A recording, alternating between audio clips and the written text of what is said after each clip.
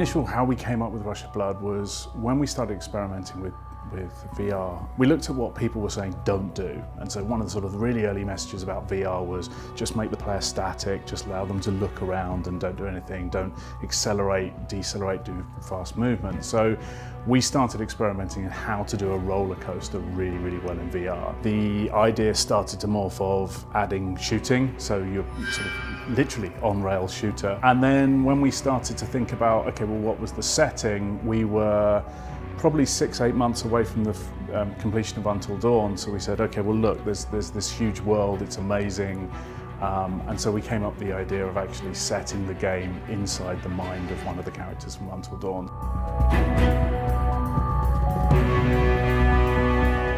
You know, there's a story there, and it's a self-contained storyline. If you understand what Until Dawn, you'll immediately start to pick up on the cues, the locations, the characters, but fundamentally it works brilliantly as just this sort of really crazy, freaky fairground ride. There was a lot of unknowns, really. VR is really new for us. I think it's new for everyone. Figuring out what is scariest in VR was a challenge. I think scares are all about anticipation. It's this kind of contract you have with the player. It's like, you probably know something's going to happen, but you don't know when, you don't know what it's going to be. There are sort of three traditional sort of archetypes of reactions. There's the, I'm just scared, the, oh my God, no, get it away from me. Then there's the swearer. You see them mumbling under their breath and swearing at the television because they didn't want to get caught out. Oh, thank God. Oh, thank God. And the third person is the completely cool person who just sits there and you watch them and they don't react. And then generally what's weird is they take it off and they go, that was amazing.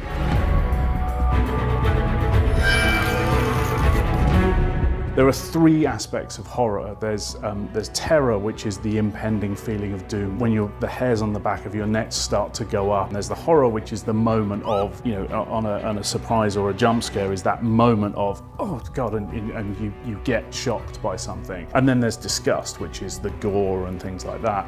And VR gives us some incredible tools to build up terror, in which case that makes it more likely that we get you with the horror, and it allows us to do a little bit more with the disgust. Oh, what is that? So why should you be excited about Rush of Blood? We really designed it specifically for VR.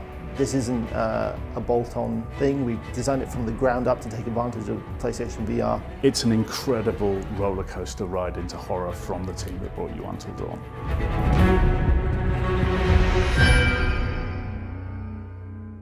PS4 for the players.